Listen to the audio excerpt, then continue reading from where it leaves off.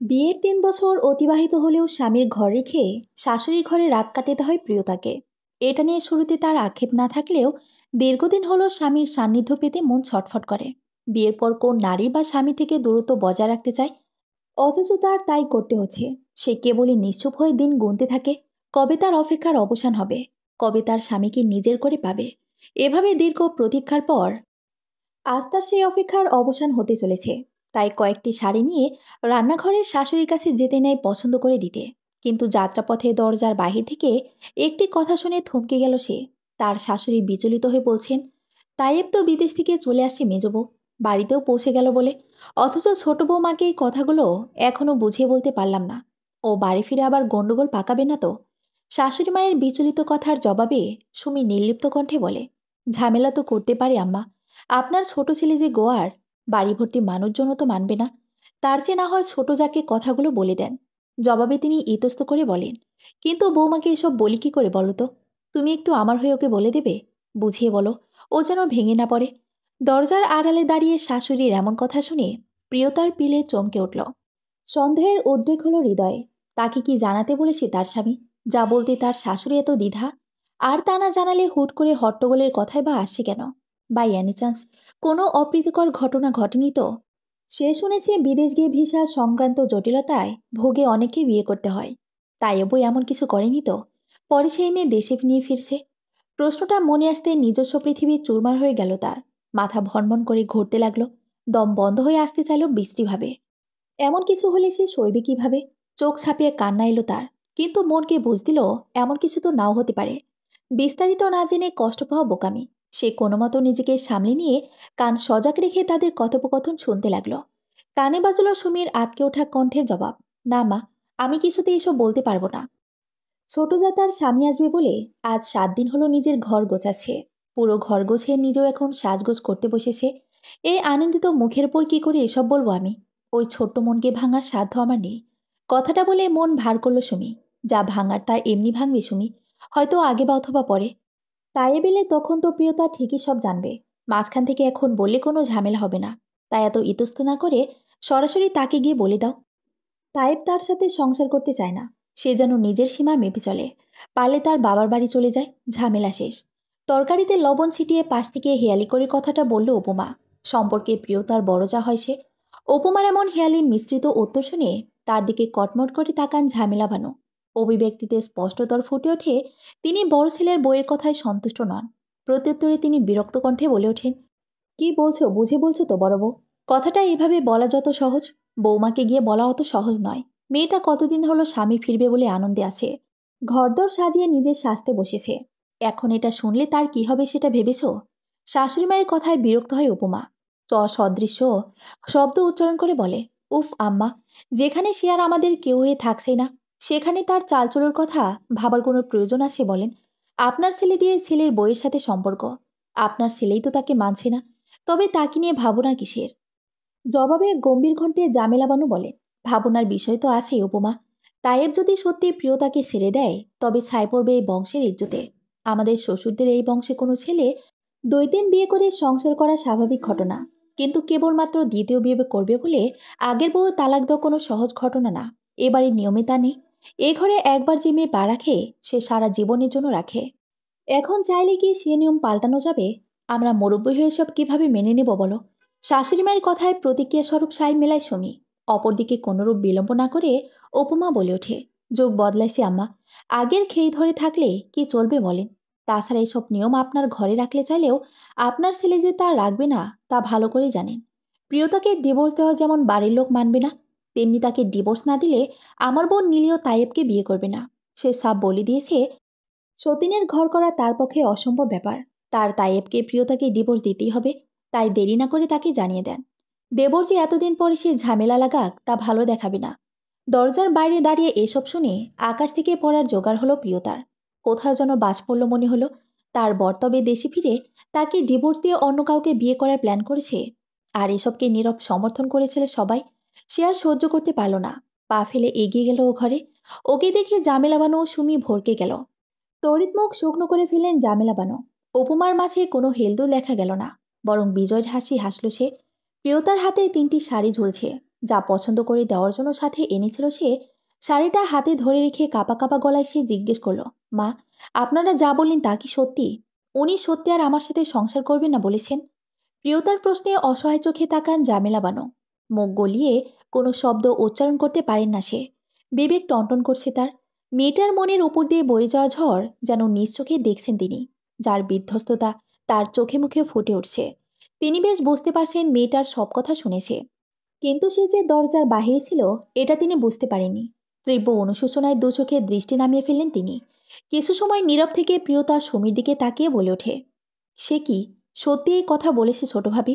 সে সত্যি নীলিয়াপুকে বিয়ে করবে জানিয়েছে? জবাবে মাথা নুয়ে ফেলল সুমি। এদের নীরবতাকেই উত্তরটা লুকানো ছিল। তবু উপমা পাশ থেকে তার ভদ্রভাষার আড়ালে লুকিয়ে রাখা বিষ দাঁত দেখিয়ে বলল, সত্যি না মিথ্যা তা নয় নিছকেই দেখে তুমি। আমার বোন নীলি আর তায়েব যখন একসাথে বাড়ি ঢুকবে তখনই উত্তরটা পেয়ে যাবে আশা করছি। কথাটা বলে কেমন করে হেসে উঠল উপমা। তা দেখে উত্তেজিত হলো প্রিয়তা। বিয়ের পর থেকেই উপমার কটু কথা শুনে চলতে হচ্ছে তাকে। তার ছোট বোনের স্থানে প্রিয়টাই এবারের বউ হওয়ার ব্যাপারটা উপমা মেনে নেনি কখনো। উপমার আশা ভঙ্গ হয়েছে জন্য এমন করেছে ভেবে এতদিন নীরবে এসব সহ্য করে গিয়েছে সে। হয়তো একদিন সব ঠিক হবে ভেবেছিল, কিন্তু আজ এমন অবস্থায় রাগে তার শরীর জ্বলে উঠল। জবাবে সে বলল, ও, আপনার বোন তাহলে এখন উদ্দেশ্য হাসিলে নিজের লেজ এগিয়ে দিয়েছে তাই না? সাথে করে নিয়ে আসবে তাকে। তো বেশ আনুক, কিন্তু আমার অপরাধটি কি সেটা না শুনে আমিও যাচ্ছি না এবারই ছেড়ে। একসময় তো নীলিয়াপুকে রিজেক্ট করেই তিনি আমাকে বিয়ে করলেন, এখন আবার সেই নীলিয়াপুর জন্যই আমাকে ছাড়বেন? কারণটা কি তার জবাব আমার জানতে হবে না? উত্তেজিত হয়ে কথাগুলো বলে প্রিয়তা। তার কথায় উপমা সহাস্য মুখে বলে, মানুষ একবার ভুল করে কাদায় পা ফেলেছে বলে যে সেখানে পা ডুবে রাখবে তা তো নয় ছোট যা, বরং কাদা থেকে পা তুলে তাড়াতাড়ি ধুয়ে ফেলাটাই মানুষের কর্ম। তাইব তাই করছে। আমার বোনকে রিজেক্ট করে তোমাকে বিয়ে করার মতো ভুলটা সে অনেক আগেই ধরতে পেরেছে। তাই তো দেশে ফেরার আগে নিজের জীবনের ভুল শুধরে নিতে চাইছে। তুমি বরং আর অপমানিত না হয়ে এখন নিজের বাড়ি চলে যাও। নিজের স্বামীকে অন্যের সাথে দেখে সহ্য করতে পারবে না। আপনার আর দরদ দেখানো লাগবে না। নিজের জ্ঞান আমার আছে। কি করব না করব তা আমার ব্যাপার। বোনকে তো লেলিয়ে দিয়েছেন আমার সংসার ভাঙতে। এবার শান্তি তো। দাঁতে দাঁত চেপে এসব বলে প্রস্থান করল প্রিয়তা। তার কথায় ক্রুদ্ধ হয় উপমা, কিন্তু জবাব দেওয়ার সুযোগ পায় না। প্রিয়তা ততক্ষণে চলে গিয়েছে। জামেলা বানু কিছু না বলে উপমার দিকে একবার কড়া চোখে তাকিয়ে দেখে প্রিয়তার পিছু যায়। ঘরে গিয়ে চুপটি করে বসে রয়েছে মেয়েটি। তাকে সাহস দিয়ে তিনি বললেন, তুমি একদম চিন্তা করো না প্রিয়তা। তাই এবার একটা বিয়ে করলেও এ বাড়িতে নিজের পুরো দস্তর অধিকার পাবে তুমি। আমি এখনো মারা যাইনি। আর আমি থাকতে এবারের চৌখাট থেকে কেউ উচ্ছেদ করতে পারবে না তোমাকে। কথাটা বলে প্রিয়তার কাঁধে হাত রাখলেন তিনি। জবাবে প্রিয়তা মুখ গম্ভীর করে বলল, আপনার ছেলে যদি সত্যি অন্য কাউকে বিয়ে করে তবে এ বাড়ি থাকার বিন্দুমাত্র ইচ্ছে আমার নেই আম্মা। সতীনের ঘর করার শখ আমারও নেই। তবে আমি থাকতেও অন্য নারীতে জড়ালো কেন? আর যদি এমনটাই করবে তবে আমাকে বিয়ে করলো কেন? এই জবাব আমার চাই। আমার জীবন নিয়ে তো এত সহজে কাউকে খেলতে দিব না আমি। জবাবদিহি করতে হবে এর জন্য। এমনকি আপনারা যদি সায় দেন আপনাদেরও পস্তাতে হবে বলে দিলাম। জামেলা বানু প্রিয়তাকে প্রত্যুত্তরে কিছু বলতে গিয়েও দমে গেলেন। মেয়েটির শক্তমুখ চোখের দিকে তাকিয়ে থমকে গেলেন একেবারে। এ যেন এক অচেনা নারী, এই সমাজ থেকে একদম ভিন্ন কেউ, যেখানে অন্য মেয়ে হলে এমন সংবাদে কেঁদে বুক ভাসাত। অথচ এই মেয়ে নিজের ঘর ভাঙার গান শুনে নীরব নিস্তব্ধ। জামিলার হঠাৎ করে মনে হলো সব যেন পাল্টে গিয়েছে। এই দুনিয়াও বদলে গিয়েছে। আগের রীতিনীতি পোড়ার গন্ধ তার নাক ছুঁয়ে দিল যেন। সে কেবল ফ্যালফ্যাল করে চেয়ে রইল। বরের পাশে আধুনিক পোশাকে সজ্জিত নীলিকে দেখে হৃদয় ভেঙে খান খান হয়ে যায় প্রিয়তার। যে মানুষটার অপেক্ষায় সে 2 বছর ধরে অতি যত্নে তিলে তিলে ভালোবাসার প্রাসাদ সাজালো, তা মুহূর্তেই চুরমার হয়ে যায়। তার আঘাতে হৃদয়ে রক্তক্ষরণ হয়। চোখ দুটো ঝাপসা হয়ে আসতে চায়, কিন্তু সেসবকে আশকারা দেয় না সে। যে মানুষ তার ভালোবাসার প্রাসাদে সানন্দে আগমন না করে দূর থেকেই ভাঙার অস্ত্র নিয়ে ফিরেছে, সে মানুষের জন্য তার চোখের মূল্যবান পানি ফেলবে না সে। বরং তাকে ভাঙতে কেউ ইট ছুঁড়ে মারলে সে উল্টো পাটকেল ছুঁড়ে দেবে। মন ভাঙার সব যন্ত্রণাকে উপেক্ষা করে সে নির্লিপ্ত স্বরে বলে ওঠে, দেশে ফিরেই দেখছি হবু বইয়ের আঁচল ধরে ঘুরঘুর করা শুরু করেছেন। এরপর থেকে সঙ্গী হলো নাকি? প্রিয়তার প্রশ্নে তায়েব তার সামনে দাঁড়ালো। তার বধূর দিকে পূর্ণ দৃষ্টি তাকালো। কেমন অগোছালো ভঙ্গিতে দাঁড়িয়ে আছে মেয়েটি। তারপর নীলিকে দেখল সে। সে আসবে বলে নিজেকে কত পরিপাটি করে রেখেছে নীলি। নিজের বউ হবু বইয়ের মাঝের ফারাক নিজের চোখে আবারও ধরা পড়ল তার। সে প্রিয়তার প্রশ্নের জবাব না দিয়ে কেবল ক্লান্ত স্বরে বলল, আমার বিশ্রাম দরকার আম্মু। অহেতুক কোনো কথা আমি শুনতে চাচ্ছি না। মানুষজনকে তাদের সীমা বুঝিয়ে দেও। কথাটা বলে গটগট করে নিজের ঘরে চলে গেল তাইয়েব। সেদিকে তাকিয়ে ক্ষীণ হাসি হেসে নীলির পাশে থেকে বলে ওঠে, ফর ইওর কাইন্ড ইনফরমেশন, আমি এয়ারপোর্ট থেকে নয়, ইউকে থেকেই তার সঙ্গী হয়েছি। আমিও যে তার সাথে সেখানে পড়তে গিয়েছিলাম ভুলে গিয়েছো? সে যেতেই পারো। তা তোমার বর এটা কি বলে গেল বলো তো? তবু তুমি কিসের আশায় এখানে আসো? কোনো স্বার্থ টার্থ অবশিষ্ট আছে নাকি? নাকি আমাদের বিয়ের নিচ্চকে দেখে বাড়ি ফিরতে চাও? কোনটা? কথাটা শুনে প্রিয়তা ব্যঙ্গ করে জবাব দেয়, এতটা দুর্দিনও আমার আসেনি আপু। যে কোনো কিছুর আশায় থাকতে হবে। ওসব স্বার্থের আশা তো আপনাদের থাকে। আর রইল আপনাদের বিয়ের দেখা। করছেন তো দ্বিতীয় পাত্র বিয়ে। এটা তো খুশি হয়ে দেখার কিছু নেই। কথাটা শুনে তেলে বেগুনে জ্বলে ওঠে নীলি। দাঁতে দাঁত চেপে বলে, তোমার কথার এই স্ত্রীর জন্যই তাইব ছাড়তে চাইছে তোমাকে। স্বামীকে সম্মান করতে জানে না, অভদ্র মেয়ে মানুষ। প্রিয়তা এবার তাচ্ছিলের হাসি হেসে বলে, আমি আসলে অভদ্র মেয়ে মানুষ। আসলে কি বলুন তো, অন্যের জামাইয়ের পিছনে পড়ে থাকার মতো ভদ্রতা শেখা হয়নি আমার। বাবা মা বেঁচে নেই তো, এসব কে শিখাবে? কথাটা বলে নীলের বাবা মাকে এক পলক দেখে সেখান থেকে প্রস্থান করে প্রিয়তা। এই কালনাগিনীর মুখ আর দেখতে চায় না সে। এমনিতেও সব বিষিয়ে উঠেছে। নিজেকে হালকা করার জন্য একটু সময় দরকার। অপরদিকে নীলি তার যাত্রাপথে অবাক হয়ে তাকিয়ে থাকে। প্রিয়তা যে কথার পৃষ্ঠে কথা বলতে শিখে গেছে তা তার জানা ছিল না। নিজেকে ধাতস্থ করে নিয়ে নিজেদের ফ্ল্যাটের দিকে যাত্রা করে নীলি। একই বিল্ডিংয়ের পঞ্চম ফ্লোরে তাইবরাও সপ্তম ফ্লোরে নীলেরা থাকে। তাই একসাথে এত দূর আসতে পেরেছে তারা। সময়টা ভালোই কেটেছে। কিন্তু বাসার সামনে এসে মোড়টা নষ্ট হয়ে গেল। 2 বছর বিদেশ থেকে আরও একটা উচ্চ ডিগ্রি অর্জন করে দেশে ফিরেছে তাইব। তাকে দেখতে এখন এবারে নিকট আত্মীয়দের ভিড়। সেই ভিড়কে উপেক্ষা করে তাইবের রুমে দুই পক্ষের মুরব্বীরা জড়ো হয়েছে। প্রিয়তার পক্ষের মুরব্বী বলতে কেবল তার বড় ভাই উপস্থিত আছে। তাদের আলোচনায় বিষয়বস্তু তাইবের হুট করে এমন সিদ্ধান্ত নেওয়ার কারণ। বড়দের মাঝে প্রিয়তা নিজে কোনো কথা বলল না। তার হয়ে তার বড় ভাই বোনের স্বামীর মুখোমুখি দাঁড়িয়ে গম্ভীর কণ্ঠে জিজ্ঞেস করে, তুমি আসলে কি চাইছো বলো তো? এসব কি করছো তুমি? বিয়েটা কি ছেলে খেলা নাকি? একবার ইচ্ছে হচ্ছে তো বিয়ে করলে, আবার মন চাইছে ছাড়তে চাইছো। এগুলো কি ধরনের ছেলে মানুষই খেলা?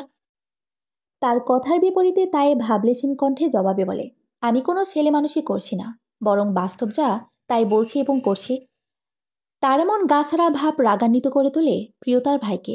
এবার সে রুষ্ট কণ্ঠে বলে, তো তোমার সেই বাস্তবতা কি তাইব? অন্যের জীবন নিয়ে খেলা? কিন্তু তুমিও জেনে রাখো, আমার বোনকে নিয়ে খেলা এত সহজ নয়। তাইব এবার পূর্ণ দৃষ্টিতে প্রিয়তার ভাই প্রান্তের দিকে তাকায়। গম্ভীর হয়ে বলে, আমি কারো জীবন নিয়ে খেলছি না প্রান্ত ভাই। এটা আপনিও ভালো জানেন। আমি বড় মুক্তি দিচ্ছি তাকে। বিয়ের 1 বছর আমি এ বাড়িতে ছিলাম। 1টা বছর তো কম সময় নয়। অথচ তার মাঝেও তার সাথে আমার বনিবনা হয়নি। সে আমাকে একটাবার স্পর্শ অবধি করতে দেয়নি, বরং পালিয়ে বেরিয়েছে। এভাবে কখনো সংসার হয় না। কোনো পুরুষ এভাবে থাকতে পারে না। আমি আর এভাবে মানিয়ে চলতে পারবো না। আমার এখানে থাকলে তারও যেহেতু কষ্ট হবে, তাই তাকে ডিভোর্স দেওয়া যুক্তিযুক্ত মনে করেছি। আর আমি নীলিকে বিয়ের সিদ্ধান্ত নিয়েছি বছর 2 আগেই। সে শিক্ষিতা, স্মার্ট ও আধুনিক। আমরা দুজনে একই প্রফেশনের। তার চেয়ে বড় কথা, আমি বিবাহিত হওয়া সত্ত্বেও সে আমাকে বিয়ে করতে রাজি। সে আগে থেকে আমাকে ভালোবাসে। এর চেয়ে বেটার অপশন আমি আর একটা পাবো না। এটাই বাস্তবতা। এসব শোনার পর বিষাক্ত এক অনুভূতি গন্ধ পেল প্রিয়তা। লোকটার প্রতি সব অনুভূতি ক্ষণকালের জন্য উবে গেল তার। শুধুমাত্র দৈহিক সম্পর্ক হয়নি বলে আরেকটা বিয়ে করবে? সে তো তখন ছোট ছিল, এসবে ভয় পেত। পাওয়াটা অস্বাভাবিক নয়। এতটুকু জ্ঞান কি এই লোকের নেই? এমন মানুষের সাথে সংসার করার, নিজের অধিকার রাখার ইচ্ছেটা উবে গেল। যেখানে সম্মান নেই সেখানে জোর করে ঘর টিকিয়ে রাখার মানেই হয় না। তাই তো একদম নীরব হয়ে রইল সে। এদিকে তাইবের কথাটা শুনে বৃতৃষ্ণায় মুখ ছেয়ে গেল জামেলা বানুর। মায়ের সামনে মুখে কোনো লাগাম নেই। রাগে ঘোতঘোত করে তিনি বললেন, এই কথা তোর আগে মাথায় ছিল না? প্রিয়তার বয়স কম ছিল। তারপর সে ছোট থেকে একটু অন্যরকম। আমরা তাকে বিয়ে করার আগে হাজারবার বারণ করে বুঝিয়েছিলাম তোকে। তখন তো কিছু মানিসনি। জিদ করে মেয়েটাকে বিয়ে করলি তখন। আর এখন সেই ওকেই ছাড়তে চাইছিস? আমাদের কথা না হয় নাই ভাবলি। সে কি খেলার পুতুল? বাপ মা মরা মেয়ের ডিভোর্স হলে তার কি হবে সে খেয়াল আছে? আচ্ছা মানলাম, প্রিয়তার সাথে তোর বনিবনা হয়নি কখনো। তোর আর মানিয়ে নেওয়া সম্ভব না। তুই নীলিকে বিয়ে করে নতুন করে সংসার করবি। ঠিক আছে, আমরাও মেনে নিয়েছি। কিন্তু প্রিয়তাকে ডিভোর্স দেওয়ার কি দরকার?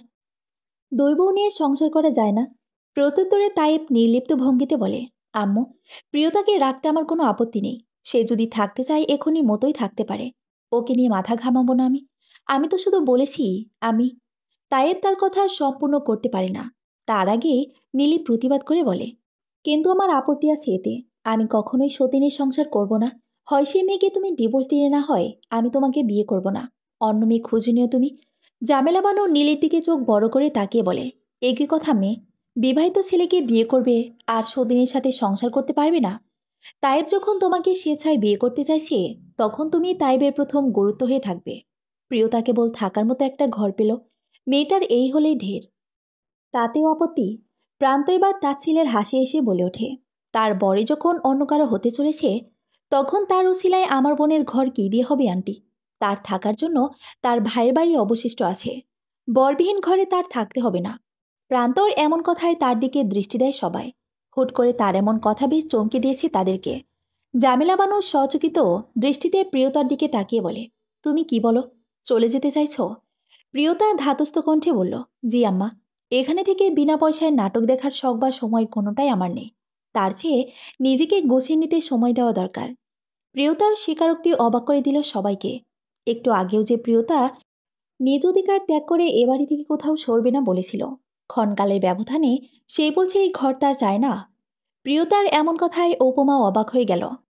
প্রিয়তা ও তার ভাই যে হুট করে নিজের সিদ্ধান্ত বদলে ফেলবে এটা ভাবিনি সে নিজেও। তারা তো ভেবেছিল মেয়েটির যাওয়ার জায়গা নেই বলে এখানে মাটি খামচে পড়ে রইবে, যেভাবে ঠিক এতদিন পড়েছিল সেইভাবে। কিন্তু তাদের সেই ভাবনাজল ভুল প্রমাণিত হলো প্রান্তের কথায়। বড় বড় চোখ করে তারা তাকিয়ে রইল। কেবল নির্লিপ্ত তাইব চোখ ফিরিয়ে নিল। তার ভাবভঙ্গিতেই স্পষ্ট এমন কিছু হবে সে নিশ্চিত ছিল। পুত্রবধূর উত্তরে নীরব হয়ে যায় জামেলা। এমন একটা পরিস্থিতি যেখানে তার ছেলে মেয়েটাকে রাখতে চায় না, সেখানে সে ঠিক কী বলবে বুঝেও পায় না। নিজ স্বামী হয়ে এভাবে ভরা আসরে বলছে এই মেয়েকে দিয়ে সে সুখী নয়। একটা মেয়ের জন্য এমন পরিস্থিতি যে কতটা কষ্টকর তা তিনি নিজে কখনো উপলব্ধি না করলেও আজ সচক্ষে দেখতে পাচ্ছে যেন। এতে নিজেকে কেমন অসহায় লাগছে তার।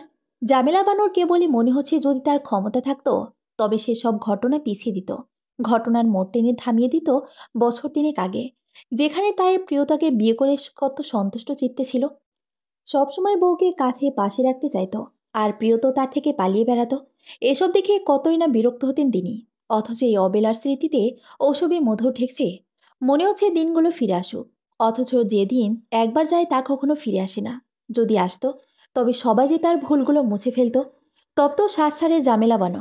প্রান্তর দিকে তাকাতে সে আবারও বলে, শুনলেন তো ওর মনোভাব। এখন আর কারো আপত্তি থাকার কথা নয়। ওকে আজই সঙ্গে নিয়ে যাব আমি। তাকে তার বিয়ের সময় দেওয়া মায়ের স্মৃতি ধারণ করে গহনাগুলো ফিরিয়ে দিয়ে দিন। সাথে আজই সব মিটমাট করে নেওয়া প্রয়োজন। কথাটা বলে আর চোখে তাইবের দিকে তাকালো প্রান্ত। লোকটি এখনো ওভাবে বিছানায় বসে রয়েছে। তাকে দেখা মাত্রই চোখের দৃষ্টি নামিয়ে ফেলল সে। প্রিয়তা ও তাইবের মাঝের সম্পর্কের ফারাক একসময় সবার দৃষ্টিতে এসেছিল। প্রিয়তার যখন বিয়ে হয় তখন তার বয়স 15 মাত্র। ওই বয়সে গ্রামের অনেক মেয়ে সংসারে জড়িয়ে গেলেও প্রিয়তার স্বামী বুঝত না। কেবলই তার থেকে পালানোর বাহানা খুঁজত। তার আকাশ ভালো লাগতো, বাতাস ভালো লাগতো, ভালো লাগতো ঝুম বৃষ্টিতে ছাদে ভিজতে। মাঝে মাঝে তার কড়া রোদও দেখতে ভালো লাগতো। এই শহরের আনাচে কানাচে বিকেল নামার মন ভরে দেখতে ভালো লাগলো তার। অথচ তার স্বামী চাইতেও প্রিয়তায় এসব রেখে তার সান্নিধ্য থাকুক। আর 5-10 তার স্বামী যেমন চায় ঠিক তেমন, যেটা প্রিয়তার জন্য অসহ্য লাগতো। ভয় পেত সে তাইবকে। কিন্তু এখন কি সেই অনুভূতি আছে? জানি না প্রান্ত, জানে না অন্য কেউ। প্রিয়তাকে দেখে এখন কিছু আঁচ করাও যায় না। তাদের মন মস্তিষ্ক বলে এই 3টা বছরে 18তে পদার্পণ করেছে সে। এখন তো স্বামী বোঝার কথা, হয়তো বোঝেও সে। অথচ তার স্বামী তাকে আর চায় না। এই সবটা জানার পর জোর করে এই সংসার টিকিয়ে রাখতে চাওয়ার মতো বোকামি নিজ ভাই হয়ে কিভাবে করবে সে? তার জীবনে আপন বলতে আছে কেবলই একটা বোন। এই বোনটাকে সে অবহেলায় ফেলে যেতে পারে না। তাই নিজের উচিত কর্ম বুঝে নিয়ে সে ক্লান্ত স্বরে বলল, কারো অনাগত সংসারের দুঃখের কাটা হয়ে ফুটে থাকবে না আমার বোন। নিশ্চিত থাকতে পারো তুমি। ডিভোর্স পেপারও সে পাঠিয়ে দেবে, কিন্তু তার কাবিননামার পাওনাটা দিয়ে দেব। প্রান্তর কথার সমাপ্তি নিজেই টেনে নিল তাই। ভাইয়ের কথা এভাবে ফুল স্টপ পড়ায় প্রিয়তা বুঝে গেল এ বাড়িতে আর কোনো তার স্থান নেই। একটা তপ্ত শ্বাস ছাড়ে প্রিয়তা। অতপরে এই ঘর থেকে বেরিয়ে যায়। একে একে সবাই বেরিয়ে যায়। তাইব সেদিকে গভীর দৃষ্টিতে তাকিয়ে দেখে। প্রিয়তার বিধ্বস্ত মুখখানা দেখে হাহাকার করে উঠেছিল হৃদয়। এই তো এই মুখের অধিকারিণীকেই জীবনের প্রথমবার ভালোবেসেছিল। কত বাধা বিপত্তিকে উপেক্ষা করে বিয়েও করেছিল। সংসার জীবনের 3টি বছর তার সাথে আবদ্ধ থেকে এখন নিজে থেকে সরিয়ে দিতে হলো তাকে। জীবন এ কেমন খেলা খেলল তার সাথে। সে ঠায় বসে থেকে নিজের ভালোবাসার নীরব বিদায় দেখে গেল। বুকের বাপাসটায় পুরাতন স্মৃতিগুলো কেমন টনটন করে উঠল। বুক চিরে বেরিয়ে এলো একটি দীর্ঘশ্বাস। বুকের যন্ত্রণার কাতরানো স্বরে মনে মনে সে বলল, আমি তোমাকে ভীষণ ভালোবেসেছিলাম প্রিয়তা। অনেক শখ করে বিয়ে করেছিলাম তোমায়। অথচ আমার ভাগ্য দেখো, তোমাকে নিজের করে পেয়েও নিজের নামে বন্দি রাখতে পারলাম না। ঠিক পালিয়ে গেলে তুমি, আমিও নিজ হাতে উড়িয়ে দিলাম। তাই বিদেশ যাওয়ার পর এই ২টা বছর এক বিছানায় গাছে পাশে থেকে তুমি আমার মেয়ে হয়ে উঠেছিলে মা। এইটা তুমি রাখো, আরেক মায়ের স্মৃতি হিসেবে রাখো। প্রিয়তাকে তার গহনাগুলো আলমারি থেকে বের করে বুঝিয়ে দেওয়ার সময় জামেলা বানু নিজের একজোড়া বালা উক্ত কথাগুলো বললেন। সেই সাথে চোখের পানি ফেললেন তিনি। সেদিকে ফ্যালফ্যাল করে তাকিয়ে রইল প্রিয়তা। এটা অপ্রত্যাশিত ছিল যে মহিলা বিয়ের পর প্রথম দিকে তাকে নজরে নজরে রাখত, খুঁটে খুঁটে ভুল ধরত। আজ প্রিয়তার মনে হলো এই বাড়িতেই একমাত্র মানুষ যে তাকে মন থেকে ভালোবাসে। জামেলা বানুর ঠিক এমনটাই মনে হচ্ছে। তিনি অঝরে চোখের পানি ফেলছেন। আসলে নারী জাতি বড় বিচিত্র অনুভূতির বাহক। যেই মেয়েকে একসময় তিনি পুত্রবধূর রূপে চান না বলে নারাজ ছিলেন, এখন সেই মেয়ের জন্য তার ভীষণ দরদ হচ্ছে। তিনি এই মুহূর্তে প্রিয়তাকে জড়িয়ে ধরে বললেন, তোমাকে এ বাড়ি আনতে না চাইলেও কখনো ওই বাড়ি ফিরিয়ে দিব ভাবিনি আমি। অথচ ভাগ্য দেখো, আজ তাই করতে হচ্ছে। তবে তোমার সাথে আমার সম্পর্ক দূর হবে না কখনো। মায়ের ছায়া হিসেবে দূর থেকে হলেও আমাকে কাছে পাবে তুমি। অনেক বড় হও তুমি, জীবনে অনেক সুখী হও। আমার ছেলের সাথে থাকতে না পারলে অন্য স্বামীর ঘরে সুখী হও, আমি দোয়া করে দিলাম তোমাকে। এমন আরো কত কি বলে গেলেন তিনি। প্রিয়তা নীরবে সব শুনে গেল। অন্য স্বামীর ঘর কথাটা কানে বজ্রপাতের ন্যায় আঘাত হানল। সে সত্যি কি কখনো দ্বিতীয় বিবাহে আবদ্ধ হবে? এত কিছুর পরও পুরুষ জাতিকে বিশ্বাস হবে তো তার? জানে না প্রিয়তা।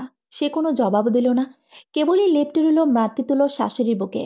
সে যাওয়ার সময় শাশুড়ি মায়ের হাত ধরে নিচু স্বরে বলল, ছোটবেলায় নিজের মাকে হারিয়েছিলাম মা। সংসারের এই ৩ বছরে আপনাকে মনে হয়েছিল মায়ের অভাব ঘুচে গিয়েছে। আপনি আমাকে নিজ সন্তানের মতো ভালোবেসেছেন, কখনো সখনো শাসনও করেছেন। আমি যদি উত্তরে কোনো কষ্ট দিয়ে থাকি, আমাকে ক্ষমা করবেন। ভালো থাকবেন মা, আসি। কথাটা বলে বেরিয়ে আসে সে। সাথে পিছনে জামেলা বানু এগিয়ে আসে। ড্রয়িং রুমে এগিয়ে আসতেই দেখতে পায় সুমি কাচুমাচু করে দাঁড়িয়ে আছে। ওকে দেখে এগিয়ে যায় প্রিয়তা। ভ্রুকুচকে বলে, কিছু বলবে ভাবি? প্রিয়তার প্রশ্নে সুমির সচকিত দৃষ্টিতে তাকায়। মলিন কণ্ঠে জিজ্ঞেস করে, চলেই যাচ্ছ তাহলে? জবাবে প্রিয়তার নির্লিপ্ত কণ্ঠে বলে, ভাবি, যারও সিলাই এ বাড়ি থেকেছি, সেই মানুষটা যখন চায় না আমি এখানে থাকি, সেখানে যুদ্ধ করে তো আর টিকে থাকা যাবে না। সুমি জবাবে দ্বিধা করে বলল, কিন্তু তুমি তো বললে নিজের অধিকার ছাড়বে না। তুমি না গেলে তো জোর করে কেউ তোমাকে ডিভোর্স দিতে পারবে না। আর ডিভোর্স না হলে তোমার বরের নীলার সাথে বিয়েও হবে না। সুমির এহেন কথায় দুঃখ মিশ্রিত হাসি দেয় প্রিয়তা। অতপর দাঁত দিয়ে নিচের ঠোঁট কামড়ে বলে, এসব করতে হলে তো ওনার সাথে যুদ্ধ করতে হবে। সেই যুদ্ধ করে আমি জয়ী হয়ে গেলেও পরবর্তীতে কি কোনো ফায়দা হবে বলো? সুমি এবার ক্যাবলার মতো চেহারা করে বলে, তোমার সংসার তো টিকে যাবে, এর চেয়ে আর বড় কোনো ফায়দা হয় বলো? জবাবের তাচ্ছিলের হাসি হাসি সে। অতপর দায়সারা কণ্ঠে বলে, যুদ্ধ করে স্বাধীনতা অর্জন করা যায় ভাবি, কিন্তু যুদ্ধ দ্বারা একে অপরের সাথে আবদ্ধ হয়ে সংসার করা যায় না। এভাবে যুদ্ধ করে সংসার টিকালে পরবর্তীতে আমার জীবন অতিবাহিত করা কঠিন হয়ে যাবে। বিচ্ছেদের পর সুখে বা দুঃখে একা ভালো থাকা যায়, কিন্তু অন্যের মাঝে এভাবে জোর করে এমন পরিস্থিতিতে সংসার টিকে রাখা ভালো থাকা যায় না। আর আমি চাইও না এভাবে থাকতে। সুমি এবার নীরব হয়ে গেল। সত্যি জোর করে কখনো সংসার হয় না। আর হলেও সেটাতে প্রতি মুহূর্তে অবজ্ঞার যন্ত্রণা ছাড়া অন্য কিছু অবশিষ্ট থাকে না। কিন্তু সে চাচ্ছে এই মেয়েটির ঘর না ভাঙুক। এমন মিষ্টি একটি মেয়ে, এতদিন একসঙ্গে ছিল, এর বিচ্ছেদ না হোক। নিজেদের মাঝের বন্ধনটাকেও ছিন্ন করতে ইচ্ছে করছে না তার। কিন্তু চাইলেও কি আর এই বাঁধন ধরে রাখা যাবে? যেখানে সুতোর টান সেখানেই যে ছিঁড়ে গিয়েছে। সেখানে তাদের দুই জায়ের বিনা সুতোর বন্ধন টিকবে কিভাবে? এই মায়ের বন্ধন হয়তো ত্যাগ করতেই হবে। তপ্ত শ্বাস ছাড়ল সে। মলিন কণ্ঠে বলল, তোমাকে অনেক মনে পড়বে প্রিয়তা, খুব খুব মনে পড়বে। কথাটা বলতে গিয়ে গলা ভিজে এলো তার। প্রিয়তা সেটা লক্ষ্য করে এগিয়ে গেল সুমির কাছে। ওকে সান্ত্বনা দিতে কাঁধে হাত রেখে বলল, আরে, আমি তো চোখের আড়াল হচ্ছি না। এই পাশের বিল্ডিং, মনে পড়লে চলে এসো। মাথা ঝাঁকালো সুমি। প্রিয়তা আর কিছু বলল না। সেখানে সে উপস্থিত হলো প্রান্ত। সে প্রিয়তার দিকে হাত বাড়িয়ে বলল, ব্যাগটা আমার কাছে দে। কথাটা শুনে চুপচাপ ভাইয়ের হাতে ব্যাগ এগিয়ে দেয় প্রিয়তা। তারপর বাড়ি থেকে বেরিয়ে আসতে নিয়ে লক্ষ্য করে একটু দূরে দাঁড়িয়ে থাকা উপমাকে। সে কেমন ব্যঙ্গ করে হাসছে তাদের দেখে। সেই হাসি দেখেই শরীর জ্বলে ওঠে প্রিয়তার। সে দৃষ্টি নামিয়ে ফেলল। অতপর সবাইকে ডিঙিয়ে বেরিয়ে এলো ফ্ল্যাট থেকে। ড্রয়িং রুমে দাঁড়ানো বড় ভাসুরকে দেখেও যেন দেখল না সে।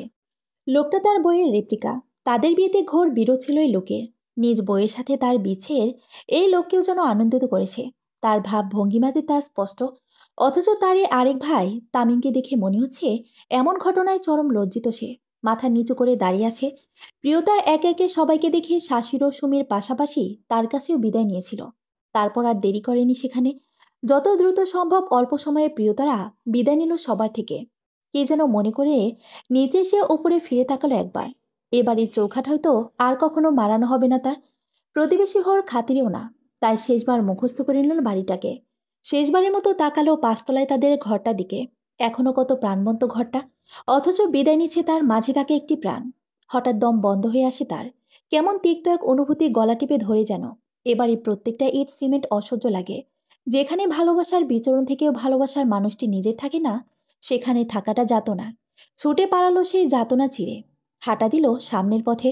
এ তো পাশের বিল্ডিংয়ে এই তার ভাইয়ের বাসা। অথচ এইটুকু দূরত্বই অতিক্রম করতে পারছে না সে। শেষরাত্রার ভার তার অন্তরের সাথে দেহেও চেপে ধরেছে হয়তো। সে পা ফেলতেই পারছে না। তবুও জোর কদম চালালো সে। বাড়ির প্রায় কাছাকাছি এসে প্রান্ত নিজ বোনের প্রাণে দৃষ্টি দিল। সে জানে একে নিয়ে বাসায় ঢুকলে আরেক দফা ঝড় বয়ে যাবে এই মেয়ের ওপর দিয়ে। তাই সে বোনকে শক্ত করতে সাহায্য জুগিয়ে বলল, শোন প্রিয়তা, নিজের সাথে যাই হয়ে যাক না কেন, কখনো ভেঙে পড়বি না। মন যদি দুর্বল হয় বাহিরে তা প্রকাশ করবি না। কেননা এই পৃথিবীর মানুষগুলো বড় নিষ্ঠুর। নরম কাঠে বল দেখায় এরা। তুই যদি নিজের মনে দুর্বলতা প্রকাশ করিস, তোকে আর কখনো সবল হতে দিবে না কেউ। বরং বারবার ভাঙার খেলায় মত্ত হবে। এটা সব স্থানে সমানভাবে প্রযোজ্য। মনে রাখিস। ভাইয়ের কথাগুলোয় প্রিয়তা স্পষ্ট বুঝল কিসের ভয় পাচ্ছে প্রান্ত। আরেক ধবার ধকল যে তার সইতে হবে, তার জন্য প্রস্তুত করার ইঙ্গিত এটা। তার সবচেয়ে ভালো আর কে জানে। সে তার বড় ভাইয়ের দিকে তাকিয়ে হেয়ালি করে বলে উঠল, শক্ত থাকলেও কি কেউ ভাঙা বাদ দেয় ভাইয়া? আব্বু আম্মু মারা যাওয়ার পর তো কম শক্ত ছিলাম না আমরা। তবু কি ভাঙার চেষ্টা কেউ বাদ দিয়েছে? তবে কি লাভ এই শক্ত থাকার অভিনয় করে? প্রান্ত প্রত্যুত্তরে ধাতস্থ কণ্ঠে বলল, ভাঙার চেষ্টা করলেও কি ভাঙতে পেরেছি আমাদের? আমরা তো নিজের পাওনা বুঝে নিয়েছি। যদি ওই অভিনয়টুকু না করতাম, তবে মাথার ছাদ থাকতো না আমাদের। এই বিল্ডিংয়ে জায়গা হতো অনেক দূর। কথাটা শুনে নীরব হয়ে গেল প্রিয়তা। সত্যি, তখন যদি সব দিক থেকে ধেয়ে আসা তীরগুলোর বিপরীতে সিনা টান করে না দাঁড়াতো তারা, তবে এভাবে নিজেদের পাওনা পাওয়া হতো না। এজন্যই হয়তো শক্ত থাকতে হয়। প্রিয়তা আর কিছু বলল না। কিন্তু তার ভাই তাকে শক্ত থাকে বললেও সে কি আর তখনের মতো শক্ত থাকতে পারল? না, পারেনি প্রিয়তা। যন্ত্রণার পাহাড়ে পুরানো যন্ত্রণাগুলো যোগ হয়েছে যেন। মায়ের মুখ মনে পড়ছে। ছোট থেকে করা কষ্টগুলো মনে পড়ছে। সেই সাথে তাইবের পাশে নীলের অবস্থানের কথা মনে পড়ছে। সবকিছুর ভারে মনটা ভেঙে আসছে তার। সেই রেশ চেহারায় ফুটে উঠছে। সেটা লক্ষ্য করে প্রান্ত বলল, তুই কি তাইবের জন্য কষ্ট পাচ্ছিস প্রিয়? ভাইয়ের প্রশ্নে সম্বিত ফিরে তার। নিজেকে দ্রুত ধাতস্থ করে নেয় সে। গম্ভীর কণ্ঠে বলে, কই না তো। প্রান্ত বিচক্ষণের ন্যায় বলে, কিন্তু তোর চেহারা তো বিধ্বস্ত। চোখও ভিন্ন কিছু বলছে। প্রত্যুত্তরে নিশ্চুপ রয় প্রিয়তা। প্রান্ত কিছু সময় চুপ থেকে খানিকটা দ্বিধা করে বলে, তুই ভালোবাসিস তাকে? প্রিয়তা এবার চোখ ফিরিয়ে নেয়। নিস্পৃহ কণ্ঠে বলে, মন বেশি ছিল হয়তো, কিন্তু এখন তা ভেঙে গেছে। বিয়ের 3 বছরে নিজের স্বামীর সাথে স্বাভাবিক কোনো সম্পর্কে জড়াতে পেরেছ কখনো? সব বউরা তার স্বামীর আকর্ষণ পেতে সেজেগুজে শাড়ি পরে ঘুরে বেড়ায়, স্বামীর মন মতো চলাফেরা করে। কিন্তু তোমার বেলায় কখনো করেছো সব? করেছো তো শুধু বাড়াবাড়ি। কিভাবে স্বামী থেকে পালিয়ে বেড়ানো যায়, স্বামীকে লোকের সামনে লজ্জায় ফেলা যায়, অপদস্থ করা যায়, এসব নিয়ে থেকেছে শুধু। এমন করলে সংসার টিকবে কারো? শুধু বিয়ে হইলেই হয় না প্রিয়তা। বৈবাহিক সম্পর্কটা সারা জীবন টিকে রাখার চেষ্টা করতে হয়। মেয়েরা তার স্বামীকে চোখে হারাতে ব্যস্ত হয়। কিন্তু তুমি, তুমি তো তার দৃষ্টি থেকে পালিয়ে বেরিয়েছ। তোমার বর তোমাকে ডিভোর্স দিতে চাইবে না তো কি করবে? বিয়ে করে বউরূপী বোন পালবে? ভারাক্রান্ত হৃদয় নিয়ে শ্বশুরবাড়ি থেকে শেষ যাত্রা শেষে ভাইয়ের বাড়ি এসে পা রাখতেই তার ভাবি এসব বলে বকবক করে যাচ্ছে। প্রিয়তা আগে থেকে জানতো এমন কিছু হবে। তাই তেমন প্রতিক্রিয়া দেখা গেল না তার মাঝে। শুনে যেন কিছু শোনেনি এমন গা ছাড়া ভঙ্গিতে দাঁড়িয়ে রইল। কিন্তু পাশ থেকে প্রান্ত ধমকের সুরে বলল, তুমি থামবে বিন্দু। মেয়েটা এমনি সংসার ভাঙার যন্ত্রণায় পড়ছে। তাকে আর পুড়িও না। অন্যের চরকায় তেল না দিয়ে নিজের কাজে যাও। স্বামীর কথায় তার দিকে কড়া চোখে তাকালো বিন্দু। সে প্রতিবাদ করে বলল, আমি থামবো কেন? ভুল কিছু বলেছি আমি? তোমার সাথে এমন করলে তুমি কি আমাকে এই সংসারে টিকিয়ে রাখতে? রাখতে না। তাহলে তোমার বোন বলে কি তার বেলায় নিয়ম পাল্টে যাবে? প্রান্ত বিরক্ত হয়ে বলল, নিয়ম পাল্টানোর কথা কে বলেছে? পাল্টালেও বা কোথায়? সে তো চলে এসেছে। বিন্দু তাচ্ছিল্য করে বলল, হ, স্বামীর ভাত তো আর খাওয়ার মরদ নেই। ভাইয়ের ঘাড়ে বসে বসে খাবার খেতে এসেছে। কথাটা শুনে রাগে ফুঁসলে উঠল প্রান্ত। সাথে প্রিয়টার গা জ্বলে উঠল। সে আর নিশ্চুপ থাকতে পারল না। প্রান্ত পাল্টা জবাবে কিছু বলতে যাবে, তার আগেই প্রিয়তা কথা টেনে নিয়ে বলল, ভুল বললে ভাবি। আমি আমার ভাইয়ের টাকায় খেতে আসিনি। উল্টো আমার টাকা ভাঙিয়ে খাচ্ছ তোমরা। আমার আব্বুর তো কম ছিল না, আর কমও নেই। আইন মোতাবেক সেসবের ভাগিদার আমিও, সেটা মনে রেখো। যেটার সম্পূর্ণতা এখন তোমরা ভোগ করছো।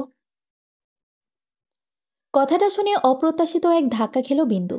চেহারার ভঙ্গিমা বদলে গেল তার। প্রিয়তা যে এমন কিছু বলবে তা তার ধারণাই ছিল না। তাই থমকাতে বাধ্য হলো সে। কিন্তু পরক্ষণে আবার নিজেকে পূর্বের রূপে ফিরিয়ে নিয়ে বলল, এই বয়সে কোন মেয়ে তার বাবার সম্পত্তির অংশ নেয়? সব ছেলেরা ভোগ করে। মেয়েদের জন্য ওসব শেষ বয়সে পাওনা। তাই তোমাদের এখন এসব বলা অযৌক্তিক। এবার প্রিয়তা ব্যঙ্গ করে হেসে জবাব দেয়, এটা কোনো সংবিধানে লেখা আছে বলতে পারো ভাবি? আমার জানা মতে তো বাবা মারা যাওয়ার পরই সব সম্পদের ওয়ারিশ আমি হয়েছি। আমার যখন খুশি তখন আদায় করতে পারবো। কেউ বাধা দিতে পারবে না এতে। প্রিয়তার এহেন জবাবে কিছুটা দমে যায় বিন্দু।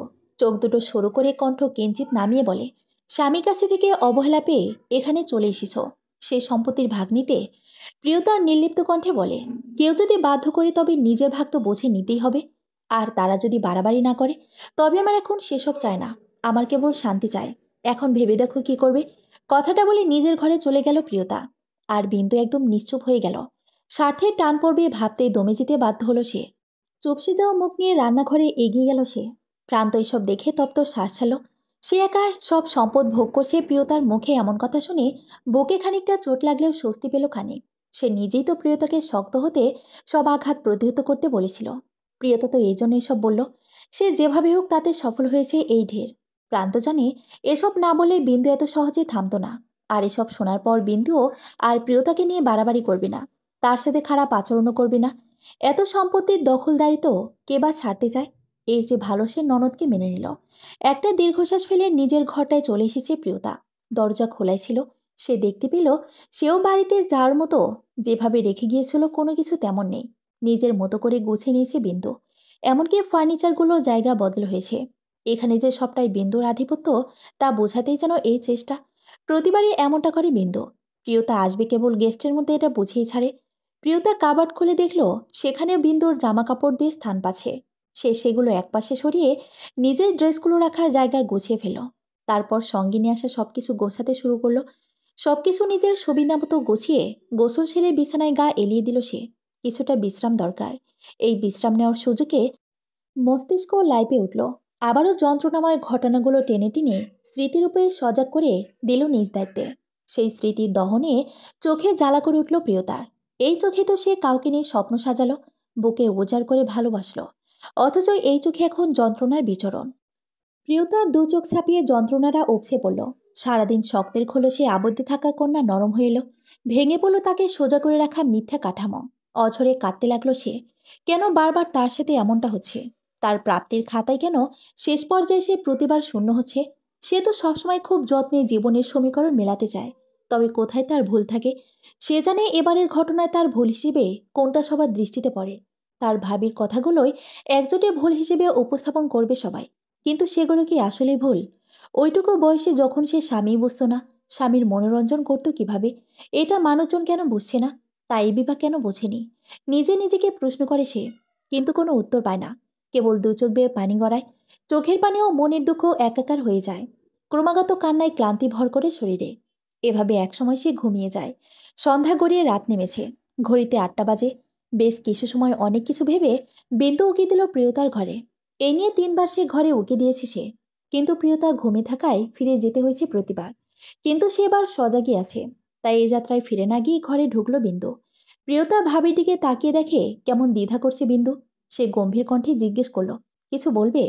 জবাবে বিন্দু বলে উঠল, রাত হয়ে গেছে। দুপুরে তো না খেয়ে ঘুমালে। এখন কয়টা খেয়ে নাও। তোমার জন্য আগে ভাগে রান্না করেছি। বিন্দুর দিকে তাকিয়ে মিথ্যে হাসি দিল প্রিয়তা। বিন্দুর কণ্ঠ এখন একদম নরম। সে বুঝে গেল তখনই দেওয়া ডোজ কাজ করেছে। মানুষ আসলে শক্তের ভক্ত আর নরমের জম। সে তখন শক্ত হয়েছে বলে বিন্দু এত নরম হয়েছে।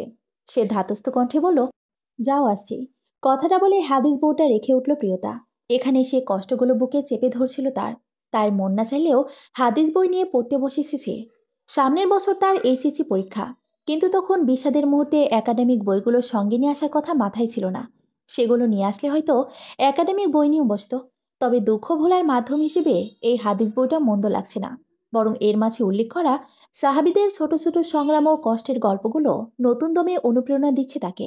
কষ্ট ভুলতে পারছে সে। সাহাবীরা আগে কত কষ্ট সহ্য করেছে, সে তুলনায় তার দুঃখগুলো অতি সামান্য। বিয়ের পর পড়া বাদ যায়নি তার। জামাই শিক্ষিত, বউকেও শিক্ষিত হতে হবে, এই চুক্তিতেই তাইব তার পড়ায় জোর দিয়েছিল। বিয়ের পর সংসারের কাজ তার উপর না চাপিয়ে পড়াশোনাটা চাপিয়ে দিয়েছিল তার স্বামী। আর তাইবের সিদ্ধান্তের উপরই ও বাড়ির কেউ কিছু বলার সাহস পায়নি। লোকটা একটু বেশি জিদি কিনা। সেই সুবাদে লেখাপড়া বেশ ভালোই চলেছে প্রিয়তার। সংসার করে নিয়মিত স্কুল কলেজ করেছে। এসএসসিতে সব বিষয়ে প্লাস পেয়েছিল সে। তারপর তাকে কলেজে ভর্তি করা হলো। এটাও তাইবের ইচ্ছায়। সে তখন বিদেশ চলে গিয়েছে। কিন্তু প্রিয়তার খেয়াল রাখা অব্যাহত ছিল। তারপর ধীরে ধীরে সব বদলে গেল। জীবন কখন কোন দিক মোড় নেয় তা একমাত্র সৃষ্টিকর্তা ছাড়া আর কেউ জানে না, জানতে পারে না। আমাদের আগে থেকে কিছুই জানা থাকে না পরে কি হবে। সেই কি কখনো জানতো তাইব তার জীবনসঙ্গী হবে? কিন্তু হয়েছিল তাই। সেই আদ পরিচিত মানুষটা হুট করে একদিন তার স্বামীরূপে হাজির হয়েছিল। আবার হুট করে সে জীবন হারিয়ে যাচ্ছে। এসব ভেবে একটা দীর্ঘশ্বাস ছাড়ল সে। তারপর এগিয়ে গেল খাবার টেবিলে। বিন্দু অনিচ্ছাতে হলেও বেশ সমাদর করছে তাকে। এটা সেটা তুলে দিচ্ছে। তখনের বাঘিনী বিন্দু এখন নরম হয়ে তার ক্ষতে মলম লাগাচ্ছে। মেকি কণ্ঠে সে বলছে, এখন খেতে মন চাইবে না তোমার, এটা স্বাভাবিক। কিন্তু জানো তো, এখনই তোমার নিয়ম মতো খেতে হবে। তা না হলে মন শক্ত রাখবে কিভাবে? পেট ভরা থাকলে দুঃখ কম লাগে জানো? না খেলে কিন্তু চিন্তায় ও পুষ্টির ঘাটতিতে শরীর পড়ে যাবে। তাছাড়া ডিভোর্স তো এমন কিছু নয় যার জন্য না খেয়ে থাকতে হবে, তাই না? কত মেয়ের ডিভোর্স হয়, পরে আবার ভালো ছেলের সাথে বিয়ে হয়। সে সংসারে কিন্তু তখন সুখী হয়। আর এটাই নিয়ম। প্রথম ঘর অনেকের ভাঙলেও দ্বিতীয় ঘর টিকে থাকে বেশিরভাগের। বেশ সুখেই থাকা যায় দ্বিতীয় ঘরে। তুমিও সুখে হবে দেখো। বিন্দু হঠাৎ এত মধুর কথার জাল কেন বিছিয়েছে তা এতক্ষণে বুঝল প্রিয়তা। শান্ত প্রেমী যে এখন যে আরেক বিয়ের ব্যবস্থা করে এ বাড়ি থেকে তাড়াতে চাইছে তা সে ঢের বুঝল। এতে বিন্দুর সাপও মরবে, লাঠিও ভাঙবে না। প্রিয়তা এ বাড়ি থেকে বিদায় হবে ঠিকই, কিন্তু সম্পদ এখন ভাগ করে দিতে হবে না। বেশ ভালো পরিকল্পনা করেছে তার ভাবি। যে খানিকটা আড়ালে হাসল। তারপর শান্ত কণ্ঠে বলল, দ্বিতীয় সংসারে সবাই সুখী হয় না ভাবি, বরং মুখ বুঝিয়ে সেসব বিষয় সহ্য করে যায়, যা প্রথম সংসারে কোনো মেয়ে করেনি। সে খারাপ এটা না শোনার জন্যই হাজারো কষ্ট সয়ে দ্বিতীয় ঘর করে প্রত্যেক নারী। হ্যাঁ, ব্যতিক্রম থাকে না তা বলছি না।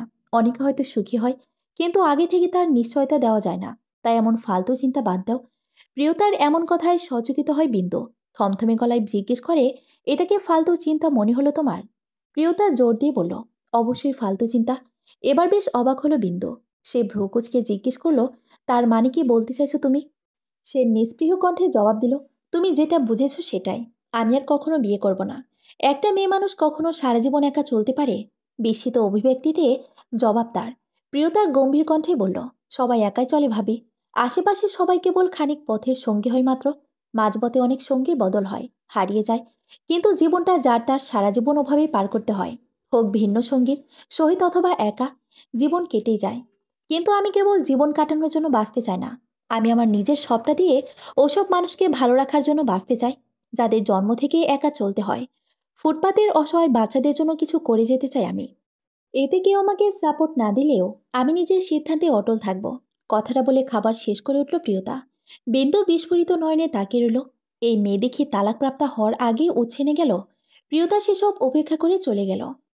আপনারা নিশ্চিত যে দুজন বিচ্ছেদ চাইছেন? একজন আইনজীবীর সামনে বসে আছে তাইয়েবেও প্রিয়তা। সাথে প্রান্ত উপস্থিত আছে। তারা ডিভোর্সের জন্য আইনজীবীর দ্বারস্থ হতেই প্রশ্নটা করল সে। প্রিয়তা চোখ তুলে তাকালো। জবাবে স্পষ্ট কণ্ঠে বলল, নিশ্চিত না হলে তো আর এখানে আসতাম না। প্রতিক্রিয়া স্বরূপ লোকটি গম্ভীর হয়ে গেল। ধাতস্থ কণ্ঠে বলল, তবুও বলছে, নিজেরা একবার আলোচনা করে দেখেন। এখন হয়তো হুটহাট একটা ঘোরের মাঝে সিদ্ধান্ত নিয়ে এখানে এসেছেন, কিন্তু ডিভোর্স একবার হয়ে গেলে তো আর কোনো পথ থাকবে না ফেরার। ইসলাম শরীয়ত মোতাবেক নিজের ডিভোর্সি বউকে আবারও বিয়ে করা যায় না, জানেন তো? এই জন্য সে তালাকপ্রাপ্তা বউকে আরেক স্থানে বৈবাহিক সম্পর্ক কাটিয়ে সেখানেও ডিভোর্স হলে তারপর বিয়ে করার সুযোগ থাকে। আর সেভাবে কখনো নিজের জীবনে তাকে পাওয়া হবেও না। তাই এখনই আরেকবার ভাবুন। বাসায় ফিরে যান, সময় নিন, একসাথে কিছুদিন থাকুন। তারপরও সব ঠিক না হলে তখন আসবেন। এবারও প্রিয়তার জবাব দিল, তার আর কোনো প্রয়োজন বলে হবে মনে হয় না। আমরা ভেবেই এসেছি। কথাটা শুনে লোকটা তায়েবের দিকে তাকালো। সে একদম নীরব। তা দেখে আইনজীবী লোকটা বলল, আচ্ছা, তাহলে আপনারা এখানে না হয় একটু আলোচনা করুন, আমি বাইরে দাঁড়াচ্ছি। নিজের কথার সমাপ্তি টেনে বেরিয়ে গেল লোকটা, সাথে প্রান্তও বেরিয়ে গেল। যাওয়ার আগে বনের দিকে তাকিয়ে একটু আশার আলো খুঁজল সে, যদি সম্পর্কটা স্বাভাবিক হয়। তাইবের প্রতি প্রিয়তার অনুভূতি জন্ম হয়েছে এটা বুঝেও যদি তাইব ফিরে আসে, এই আশা একটু একটু করে তার মনে গজিয়ে উঠল। সে এক বুক আশা নিয়ে বেরিয়ে গেল আইনজীবীর সাথে। অপরদিকে সেখানে পাথরের মতো নীরব হয়ে বসে রইল দুজন। প্রিয়তা কোনো কথা বলছে না, এমনকি তাইবের দিকে ফিরেও তাকাচ্ছে না। কিন্তু তাইব দৃষ্টি দিল মেয়েটির মুখে, গভীর সে চাহনি। কি মনে করে সে জিজ্ঞেস করলো, কিছু কি বলার আছে? তাইবের গলাটা কেমন যেন শোনালো, তার কথার ভঙ্গিতে থমকালো প্রিয়তা। এমন কণ্ঠ তো একমাত্র দুঃখ লুকানো চাওয়া ব্যক্তির হয়। কিন্তু তার জানা মতে তাইবের তো কোনো দুঃখ নেই, সে তো বেশ মজা করে বিয়ে করতে যাচ্ছে। তবে তার গলা এমন শোনাচ্ছে কেন? প্রিয়তা একবার চোখ তুলে দেখতে চাইল তাকে, আবার পরক্ষণে কি মনে করে ফুঁসে উঠল, যে পুরুষ তার মন ভেঙেছে, সে পুরুষের যদি কোনো গোপন ভাঙার গল্প থাকে তাও সে শুনবে না। সে কেবল তিক্ত কণ্ঠে বলল, এই বিচ্ছেদ নিয়ে আমার নতুন করে বলার কিছু নেই, তবে একটা কথা না বলে পারছি না। উচ্চশিক্ষা সবসময় মানুষকে শিক্ষিত করে না, বরং মাঝে মাঝে মূর্খদের চেয়েও অধম করে তোলে। তার উজ্জ্বল দৃষ্টান্ত আপনি। কথাটা বলে বেরিয়ে আসে প্রিয়তা। তাইব কেবল ফ্যালফ্যাল করে তাকিয়ে থাকে। বোঝার চেষ্টা করে মেয়েটি তাকে কতটা নিচু করে কথা বলে গেল। এভাবে কথা বলাটা বেমানানো নয়, সে নিচু স্তরের কাজই করে চলেছে। বউকে ক্ষুদ্র কারণে ডিভোর্স দ্বিতীয় বিয়ে করতে চাইছে, এতটা নিচু কবে কিভাবে হলো সে? আইনজীবীর সাথে পাকা কথা শেষ করে সেখান থেকে বেরিয়ে পড়ে তারা। যেহেতু বিচ্ছেদের সমাপ্তি হবে, সেখানে সময় নিয়ে দেরি করে লাভ নেই, বরং যত দ্রুত কাজ হয় ততই ভালো। কিন্তু হুট করে বললেই তো আর একদিনে তালাক দেওয়া সম্ভব নয়, এর জন্য সময় দরকার। আইনজীবীকে কাগজপত্র তৈরি করতে বলে বেরিয়ে আসে তারা। যাত্রাপথে প্রান্ত কৌতূহলী হয়ে জিজ্ঞেস করে, ভেতরে কোনো মীমাংসা হলো না তোদের? তাইব কিছু বলেনি। প্রিয়তা ভাবলেশীন ভঙ্গিতে বলল, হুঁ, জানতে চাইলো আমি কিছু বলতে চাই কিনা।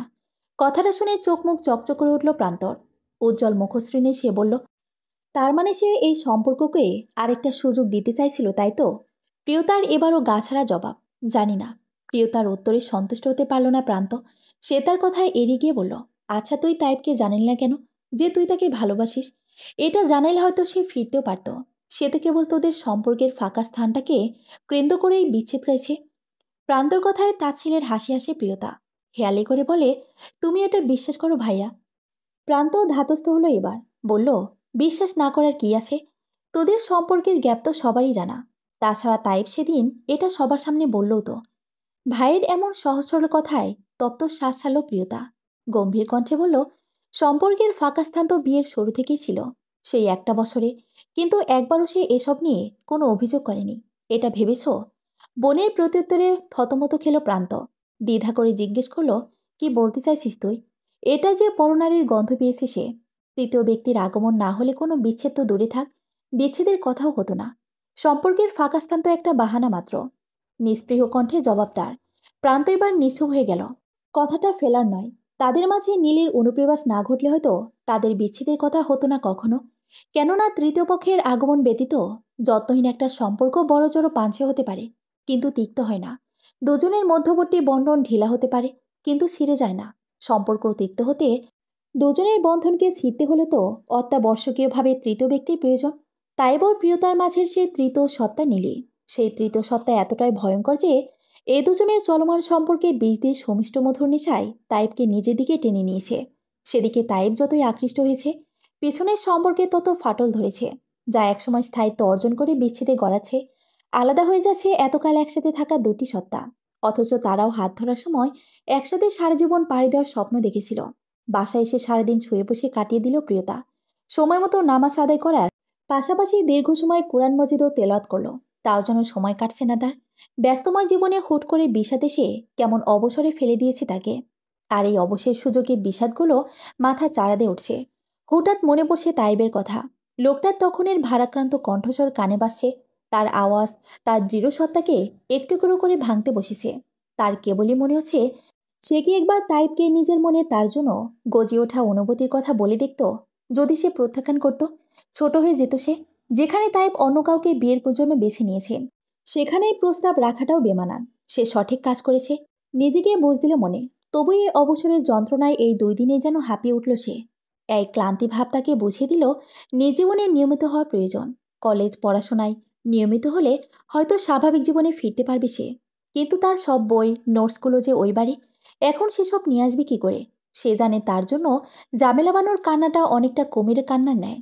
তারা তো তাইবকে দ্বিতীয় বিয়েতে পূর্ণ সমর্থন করেছে, তার সাথে লুকোচুরি খেলেছে। কিন্তু এই অবেলায় তার মনে হলো এই মানুষটাকে শেষ বাড়ির জন্য একটা কল দেওয়া দরকার। নিজ স্বার্থের জন্য হলেও দরকার। মানুষ তো স্বার্থের জন্য কতই না কি করে। সে না হয় একবার পেছনে ফেলে আসা শাশুড়িকে একটা কল দিল। অনেকটা সময় নিয়ে নিজেকে ধাতস্থ করে জামেলার নাম্বারে কল দিল সে। বার দুই রিং হতে কল রিসিভ করলো কেউ। সবে সে সালাম দিবে তখন কানে বাজলো নীলের বিদ্রুপান্ত কণ্ঠ।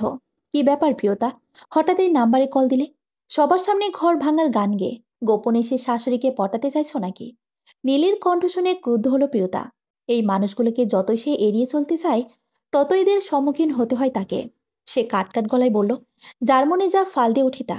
অন্যকে পটিয়ে কোনো সম্পর্ক করা আপনার স্বভাব, তাই এসব ভাবছেন। এখন তো দেখছি অন্যের ব্যক্তিগত ফোনও রিসিভ করার অভ্যেস করেছেন। অবশ্য অন্যের জামাইকে নিজের দিকে আকর্ষিত করা যার স্বভাব, সে এমনটা করতেই পারে।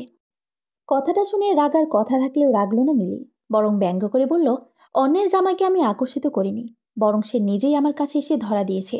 আসলে বউদরা সুখী না হলে পুরুষ মানুষ তো অন্যের কাছে সুখ খুঁজতে চাইবেই, তাই না বলো? আমি তার সেই সুখের স্থান, আর তুমি দুঃখের নর্দমা, তাই ছুঁড়ে ফেলে দিয়েছি তোমাকে। কথাটা বলে খিলখিল করে হাসি নীলি। সেই হাসিতে পুরো শরীর রিরি করে ওঠে প্রিয়তার। সে তাচ্ছিল্য করে বলে, তবুও ভুলে যাবেন না, আমি তার প্রথম চয়েস ছিলাম। আর আপনি তার কাছে অপশনাল। শুধুমাত্র শারীরিক সুখের জন্য আপনাকে খুঁজেছে। এমন সুখ তো আজকাল পতিতালাও তার কাস্টমারকে দেয়। কথাটা শুনে রাগে গর্জে ওঠে নীলি। দাঁত কটমট করেছে বলে, কি বললে তুমি?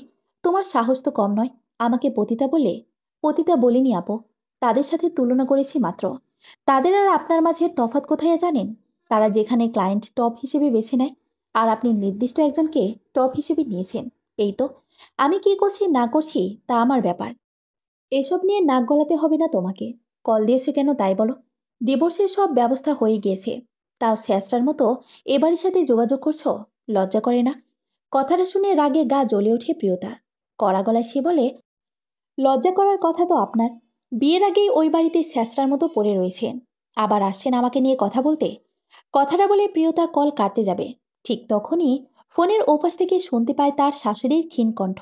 ঘরে প্রবেশ করতে করতে তিনি বললেন, কে ফোন করেছে? প্রত্যুত্তরে সেদিকে ঘাড় ঘুরিয়ে তাকায় নীলি। নিজেকে ধাতস্থ করে নিয়ে বাঁকা হেসে বলে, আপনার ছেলের সরে ফেলা প্রাক্তন বউ, নিন কথা বলুন। চরম অবজ্ঞা মিশিয়ে কথাটা বলে জামেলার নিকট ফোন দিল নীলি। জামেলা বানু বিস্মিত হয়ে ফোন হাতে নিল, আর তারপরে তার স্পষ্ট কণ্ঠে বলল, কেমন আছো মা? প্রিয়তা অনিচ্ছা সত্ত্বেও বলল, জি আলহামদুলিল্লাহ। আপনি? প্রত্যুত্তরে জামেলা দীর্ঘশ্বাস ছাড়ল। কপট দুঃখ দেখিয়ে বলল, আল্লাহ যেমন রাখেন তেমন আছি। কিছু বলবে? হুম, আমার বইগুলো ওই বাড়িতে রেখে এসেছি, ওসব পাঠানোর ব্যবস্থা করুন। তাইবকে হন্তদন্ত করে বাসা থেকে বের হতে দেখে ভরকে গেল জামেলা বানু সহ সকলে। এত রাত্রিবেলা কোথায় যাচ্ছে ছেলেটা? তাকে পিছু ডেকেও কোনো সাড়া পেল না কেউ। জামেলা বানু কেবলই হৈ হৈ করলেন। কি হলোটা কি তাইবের সাথে? একটু আগেই তো তাকে প্রিয়তার বইগুলো একটু গুছিয়ে দিতে বললেন। সেগুলো বেশ স্বাভাবিকভাবে গোছাচ্ছিল সে। তারপর হঠাৎ সেই বইগুলো ওভাবে রেখে কোথায় গেল ছেলেটা? কারো কিছু হয়নি তো? দুশ্চিন্তা হতে লাগলো তার। যতই হোক, মায়ের মন বলে কথা। এদিকে একটু আগে মায়ের আদেশ মতো প্রিয়তার বইগুলো পাঠানোর জন্য গোছাতে ব্যস্ত হয়েছিল তাইব। তখন স্টাডি টেবিলের উপর বিভিন্ন তাকে সাজিয়ে রাখা প্রিয়তার বইগুলো এক এক করে নামাতে নিতে তাইবের চোখ আটকে গেল নীলরঙা একটা মোটা ডায়েরির দিকে। সে জানে এটা তার না, এবং সে এটাও জানে অন্যের ডায়েরির পাতায় লুকানো গল্পগুলো অনুমতিবিহীন পড়া অনুচিত কাজ। তবু নিজেকে কৌতূহল দমাতে পারল না সে। প্রিয়তার দীর্ঘদিন ধরে যত্নে লেখা অনুভূতিগুলো মেলে নিল চোখের সামনে, যেগুলো নিজের করা এক বিরাট ভুলের সংশোধনী হয়ে ধরা দিল তার নিকট। এই ডায়েরির প্রত্যেকটা পাতার ভাজে ভাজে লুকিয়ে আছে প্রিয়তার মনের মাঝে তার প্রতি ধীরে ধীরে গজে ওঠা অনুভূতিগুলো। পৃষ্ঠা সংখ্যা যত এগোচ্ছে, প্রিয়তার অনুভূতিগুলো তত গাঢ় হয়ে ধরা দিচ্ছে। আস্তে ধীরে প্রিয়তার তার প্রতি ভালো লাগাগুলো গাঢ় হয়ে ভালোবাসায় রূপ নেওয়ার চিত্রপট অঙ্কিত হয়েছে এতে। অপ্রত্যাশিত এক আকাঙ্ক্ষার নিভৃত পূরণের ব্যাপারটি জানতেই শীতল হয়ে এলো হৃদয়। হাত পা অসাড় হয়ে এলো তার। দেহ জুড়ে সৃষ্টি হলো কম্পন। বুকের বাপাস থরথর করে কাঁপতে লাগলো। চরম আগ্রহ উত্তেজনা নিয়ে প্রত্যেকটা শব্দ মস্তিষ্কে গেঁথে নিল সে। অন্তরালে পড়ে থাকা কারো অতি যত্নে রচিত এক ভালোবাসাময় কাব্যগাথা নিমিষেই পড়তে লাগলো সে। এভাবে একসময় প্রিয়তার লেখা গল্পের শেষ পৃষ্ঠাগুলোর উদয় হলো, যেটা কিনা তাইবের আসার কয়েকদিন আগে থেকে লেখা। তাইব আসার আনন্দ ঘন অপেক্ষার অনুভূতি প্রকাশ রয়েছে সেখানে। প্রিয়তা ঠিক শেষ পৃষ্ঠার আগের দিকে এক পৃষ্ঠায় লিখেছে, মেঘরাজ, আপনি কি জানেন আপনার দূরদেশে গমনের পৃথিবীর কোথাও এক চঞ্চল গাংচিল ভীষণ হয়ে ওর পড়ার গতি কমিয়ে দিয়েছিল? আপনি কি জানেন ঝরে যেতে যেতে ব্যথিত হয়েছিল কোন এক অরণ্যের প্রাণহীন পাতা? কোথাও যেন কারো জীবনে বেশ কিছু কম পড়েছিল আপনি নেই বলে। এসব কি আপনি জানেন? মাঝরাতে স্বপ্নে এসে কারো ঘুম ভাঙালেন বলে যে সে আর ঘুমে যায়নি, আপনার স্বপ্নকে মস্তিষ্কে গেঁথে রাখতে নির্ঘুম রাত্রি পাড়ি দিয়েছে, তাকে আপনি জানেন? আপনি এসবের কিছুই জানেন না। আপনি জানেন না পথে হেঁটে যেতে যেতে সে কতবার দাঁড়িয়ে গিয়েছে খানিকক্ষণ, কোনো কাপলের যুগল বন্দি রেখে স্মৃতিচারণে আপনাকে জাগিয়েছে তার অবুঝ মন। আপনি এসবের কিছুই জানেন না। তবে আপনি জানবেন এবার, স্বপ্নহীন এক অবুঝ বালিকার মেঘরাজকে নিয়ে ভালোবাসার প্রাসাদ সাজানোর গল্প জানবেন। আপনি কি একটু চমকাবেন তখন? আর একদম শেষ পৃষ্ঠা লেখা, মেঘরাজ, আজ আমি ঘুমাতে পারছি না। কেন জানেন? কারণ আপনার আগমনের অপেক্ষার আনন্দ আমার ঘুম কেড়ে এক অজানা সিন্ধুকে বন্দি করে রেখেছে। এক সুখের সাগরে ভাসিয়ে নিয়ে যাচ্ছে আমাকে। আমি এক অন্যরকম অনুভূতির সাগরে সাঁতার কাটছি, আর প্রহর গুনছি কখন কাল হবে। কিন্তু সময় আর কাটছেই না। জানেন মেঘরাজ, আমি আগে জানতাম না ভালোবাসার মানুষের আগমনের অপেক্ষা এত মধুর হয়। ইস, আপনি দূরে না গেলে এই অনুভূতি আমার পাওয়া হতো না। কত বড় লস হয়ে যেত, তাই না বলেন? আচ্ছা, আপনি কি এই অনুভূতিগুলো কেমন হয় জানেন মেঘরাজ? আপনি চেয়েছিলেন কেউ আপনাকে ভীষণ ভালোবাসুক, যার দুনিয়াতে আপনি ছাড়া আর কেউ না থাকুক। কেউ আপনার চোখে তাকিয়ে সব দুঃখ ভুলুক, আপনার কাঁধে মাথা রেখে তার ভরসার স্থান খুঁজুক। আপনি সবসময় চেয়েছিলেন ঠিক যেমন একজন। আপনি এবার এসে দেখবেন এখন আমি পুরোটাই আপনার সেই ইচ্ছে মতন। এটা দেখে কতটা চমকে যাবেন তখন আমি ঠিক জানি না। তবে এটা জানি, এক নিদারুণ মুহূর্ত হবে সেটা। আমি সেই মুহূর্তের অপেক্ষায় মেঘরাজ, আপনার চমকানোর অপেক্ষায়, আপনার থমকানোর অপেক্ষায়। আপনি বৃষ্টি হয়ে দ্রুত ঝরে পড়ুন আমার নিকট। চলে আসুন এই মনের রাজ্যে। আমি অপেক্ষা করছি। রাত 2:45। টানা সময় ধরে এই ডায়েরির পাতা শেষ করতেই বুকের বাঁ পাশে এক শীতল দহন শুরু হলো তাইবের। প্রাপ্তির আনন্দ ও ভুলের যন্ত্রণা একাকার হয়ে খানিক থমকে রইল সে। তার অন্তলারে প্রিয়তা তাকে ভালোবেসেছিল, তাকে নিয়ে স্বপ্নের প্রাসাদ সাজিয়েছিল, অপেক্ষায় ছিল সে আসবে বলে। অধীর আগ্রহে রাত জেগে কাটালো। আর সে কিনা ফিরে এসে সবটা বৃথা করে দিল। মুহূর্তে ধূলিসাৎ করে দিল মেয়েটির সকল অনুভূতিকে। তার অপেক্ষাদের এভাবে খান খান করে কিভাবে ভাঙতে পারল সে? সে যখন প্রিয়তাকে অসম্ভব ভালোবাসত, প্রিয়তা তখন তাকে পাত্তা দিত না। আর প্রিয়তা যখন একটু একটু করে তার ভালোবাসার মহল সাজালো, তখনই কিনা সেই অনদ্রত ঘর সাজাতে ব্যস্ত হলো। তীব্র এক অনুশোচনাবোধ ঘিরে ধরল তাকে। মনস্তাপে পুড়ে ছাই হয়ে যেতে লাগলো। এসব কি করতে চলেছিল সে? তার ভুলটা সম্পূর্ণরূপে সংঘটিত হওয়ার আগেই তার চোখে পড়েছে। আর এই ভুলের সংশোধনপত্র নিয়েই সে ওইরকম ব্যস্ত হয়ে বাড়ি থেকে বেরিয়ে গেল। উদ্দেশ্য তার অর্ধাঙ্গিনী প্রিয়তা। বিষাদময় অবসরের মরুভূমির বালুচরে এক একটা প্রহর গুনছে প্রিয়তা। রাতের ঘুমও যেন চিরতরে বিদায় নিয়েছে। যেখানে পুরো জীবনে অশান্তির বিচরণ, সেখানে প্রশান্তির ঘুম তার চোখে নামবে কিভাবে? যতই সে দুঃখ ভুলতে চায়, দুঃখ তাকে আষ্টে পৃষ্ঠে জড়িয়ে ধরে। এই দুঃখগুলোকে খানিক সময়ের জন্য হলেও বিদায় দিতে একটু মুক্ত হাওয়ার মাঝে পদার্পণ করল সে। একটু সাহস দেখিয়ে রাতের ঢাকার কৃত্রিম আলোকসজ্জিত চলন্ত গাড়িময় পথ দেখতে লাগলো ছাদে দাঁড়িয়ে। এই সময়টায় কেউ ছাদে আসে না বলে ছাদ এখন নির্জন। এই নির্জনতাকে ঠেলে সেখানে প্রবেশ করলো কেউ। কারো আগমনের শব্দ পেয়ে আটকে উঠল প্রিয়তা। অজানা আশঙ্কায় শরীরে কাঁটা দিয়ে উঠল তার। ঘাড় ঘুরিয়ে তাকালো সে। এই অসময়ে তার পিছনে তাইবকে দেখে বিস্মিত হতে বাধ্য হলো সে। তার এই চমকানো অনুভূতিকে আরও খানিকটা চমকে দিতে আচমকা এগিয়ে এসে তাকে জড়িয়ে ধরল তাইব। আকস্মিক ঘটনায় কিং কর্তব্য বিমুখ হল প্রিয়তা। সে নিজেকে ধাতস্থ করে নেওয়ার আগেই তাইব কাপা গলায় বলল, যদি আগে একবার আমি জানতাম আমাকে ভালোবেসেছিলে তুমি। বিশ্বাস করো, অন্য মেয়েকে জীবনে জড়ানো তো দূর, তাদের দিকে তাকানোর স্পর্ধাও করতাম না আমি। কথাটা শুনে আশ্চর্যের ঊর্ধ্বসীমায় পৌঁছে গেল প্রিয়তা। তাইবের হঠাৎ এমন পরিবর্তনে মুখের ঘিরে হারিয়ে ফেলল কিছুক্ষণ। সব বুঝে উঠতে অক্ষম হলো প্রিয়তা। সে যে তাইবকে ভালোবাসে তার লোকটা জানল কি করে? পরিবেশের সাথে নিজেকে ধাতস্থ করে নিতেই সে স্পষ্ট দেখতে পায় তাইবের হাতে তার লেখা সেই নীল ডায়েরিটা। এবার সবকিছু স্পষ্ট হয় তার নিকট। কিছুক্ষণ প্রতিক্রিয়া শূন্য থেকে সে এবার তার থেকে ছাড়িয়ে নেয় নিজেকে। নির্লিপ্ত ভঙ্গিতে দেখতে থাকে তাইবকে। তাকে এভাবে নিশ্চুপ হয়ে তাকিয়ে থাকতে দেখে মাথা নুয়ে ফেলল তাইব। অনুতপ্ত গলায় আবারও বলল, নিজের অজান্তে ভুল করেছি আমি। তুমি থাকাকালীন অন্য কাউকে জীবনে জড়িয়েছি। এ ভুলের কি ক্ষমা হবে? প্রিয়তাবার নিজেকে পুরোদমে ধাতস্থ করে নিল।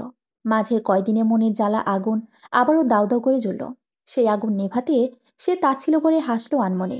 তারপর গম্ভীর কণ্ঠে বলল, এটা ভুল নয়, এটা অন্যায়। আর অন্যায় কি কোনো ক্ষমা হয়? প্রিয়তার প্রশ্নে থমকে গেল তাই। প্রশ্নটা তার শিকড় নাড়িয়ে দিল। সত্যি সে অন্যায় করেছে মেয়েটির সাথে, তার হক নষ্ট করেছে।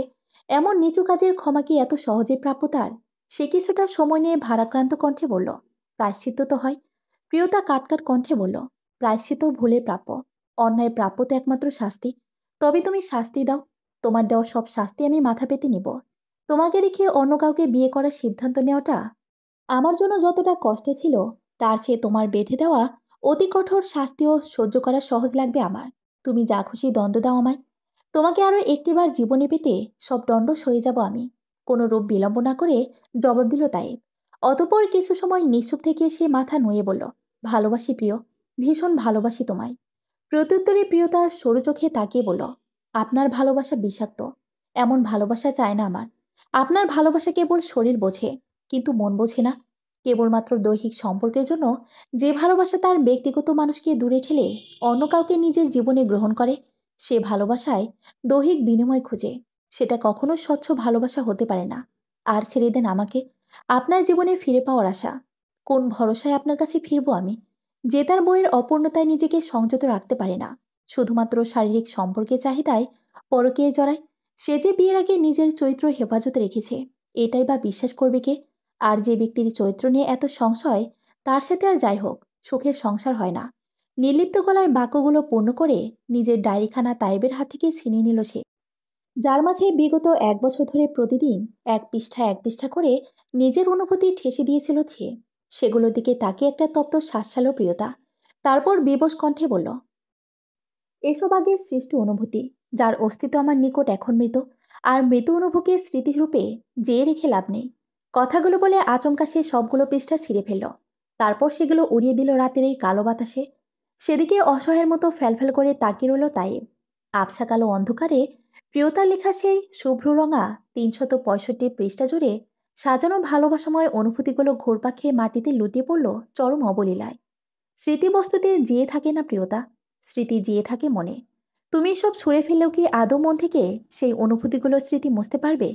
ভারী নেত্রপল্লব তুলে ভারাক্রান্ত কণ্ঠে প্রশ্নটা করল তাই। প্রত্যুত্তরে প্রিয়তা ভাবলেশীন কণ্ঠে বলল, স্মৃতির ধারক মন হলেও বস্তুর স্মৃতিতে বেগ দিতে সক্ষম। যেখানে স্মৃতির সন্ধান মেলে তা মুছে ফেলা মানে স্মৃতিকেও মেরে ফেলা। আর মৃত স্মৃতি মরে থাকা না থাকা এক। প্রিয়তার গা ছাড়া অভিব্যক্তিময় উত্তরে রুষ্ট হলো তাই।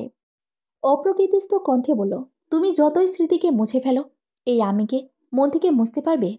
আমি তোমার 365 পৃষ্ঠার সেই অধ্যায়, যে তোমাকে ভালোবাসতে শিখিয়েছিল, তোমার একপাক্ষিক সঙ্গী হয়েছিল, নিভৃত যতনে তোমাকে আগলে রেখেছিল, সেই আমিকে কি কখনো ভুলতে পারবে?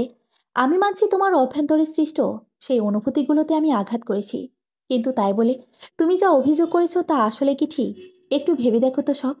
অন্ধের মতো কথা না বলে একটু বিচক্ষণের ন্যায় ভাবো একটু। আমার চরিত্র নিয়ে প্রশ্ন তোলার আগে আরও একটিবার ভেবে দেখো সব।